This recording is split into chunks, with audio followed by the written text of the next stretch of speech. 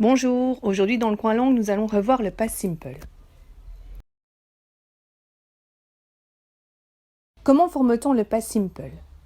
Dans la phrase affirmative, il suffit de rajouter la terminaison ed à la base form, qui est pour rappel l'infinitif sans le tout. I worked devient I worked, he played.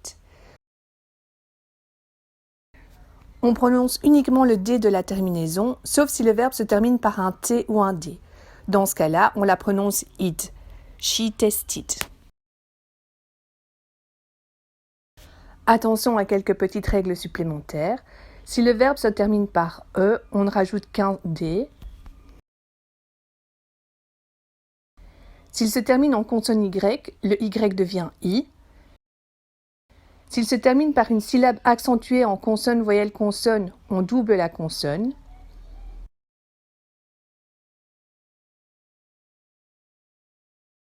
S'il se termine par L, on double le L en anglais britannique. Et enfin, s'il s'agit d'un verbe irrégulier, il faut se référer à la liste des temps primitifs. Pour former une phrase négative au simple past, on utilise la structure sujet, did not, qu'on abrège régulièrement en didn't, plus la base form. I didn't work, he didn't play. Pour former une phrase interrogative, on utilise la structure did, plus le sujet, plus la base form. Did I work? Did he play? On utilise le past simple pour des actions terminées dans le passé, soit des actions ponctuelles dans le passé, I went to Paris in 2014, soit des actions qui ont été vraies pour une période finie du passé. She played the piano when she was younger. On retrouve souvent dans la phrase des indicateurs qui déterminent le moment précis où l'action s'est produite, comme ago, last week, in 2015, when I was younger, etc. On récapitule.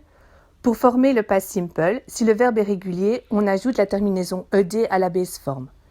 S'il s'agit d'un verbe irrégulier, on doit aller consulter la liste des TP. Pour former une question, on utilise la structure dite plus sujet plus base form. Et s'il s'agit d'une négation, on utilise la structure sujet plus didn't plus base form. On utilise le past simple pour des actions terminées dans le passé. Par conséquent, on retrouve souvent des indicateurs qui indiquent le moment précis où l'événement s'est produit. Voilà, bon travail!